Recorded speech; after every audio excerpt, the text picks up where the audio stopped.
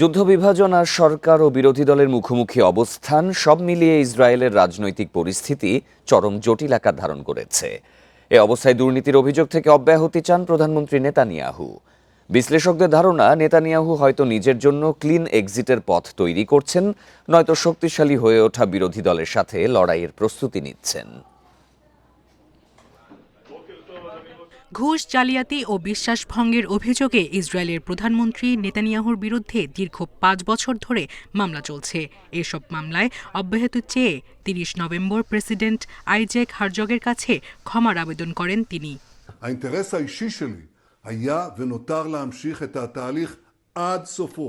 নেতানিয়াহুর এই পদক্ষেপে তেল আবিব সহ বিভিন্ন স্থানে প্রতিবাদ করেন অসংখ্য ইসরায়েলি। তাদের দাবি, ক্ষমা নয়, আইনের মধ্য দিয়ে বিচারের মুখোমুখি হতে হবে প্রধানমন্ত্রীকে। বিশ্লেষকদের মতে, নেতানিয়াহুকে বাঁচাতে শুরু থেকেই ঢাল হিসেবে আছেন তার ঘনিষ্ঠ মিত্র মার্কিন প্রেসিডেন্ট ডোনাল্ড ট্রাম্প। তবে ওয়াশিংটনের শঙ্কা, নেতানিয়াহুর রাজনৈতিক দুর্বলতা আঞ্চলিক উত্তেজনা আরও বাড়াতে পারে, এমনকি গাজা সংকট সমাধানে মার্কিন প্রচেষ্টাকে বাধাগ্রস্ত করতে পারে। এদিকে ধীরে ধীরে অবস্থান শক্ত করছেন বিরোধী নেতা ইয়ার লাপিদ। পশ্চিমা দেশের সঙ্গে সক্রিয় কূটনীতি ও ওয়াশিংটনের সঙ্গে নিবিড় যোগাযোগের মাধ্যমে নিজেকে বিকল্প নেতৃত্ব হিসেবে তুলে ধরছেন তিনি।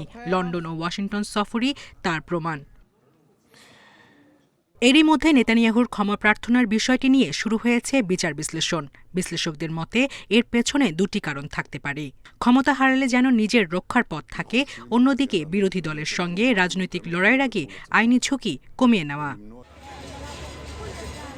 এদিকে উত্তরের লেবানন সীমান্তে হিজবুল্লাহর সঙ্গে উত্তেজনা আবার বাড়ছে। ২০২৪ সালে যুদ্ধবিরতি বহাল থাকলেও বাস্তবে সংঘাতের শঙ্কা বাড়ছে। এছাড়া ২০২৫ সালের ইরান ইসরায়েল যুদ্ধের পর দুই পক্ষই নতুন সংঘাতের প্রস্তুতি নিচ্ছে ধারণা করে বিশ্লেষকরা বলছেন, এসব ইসরায়েলের রাজনৈতিক সংকট আরও জটিল করছে। সায়রা খান, ইন্ডিপেন্ডেন্ট নিউজ।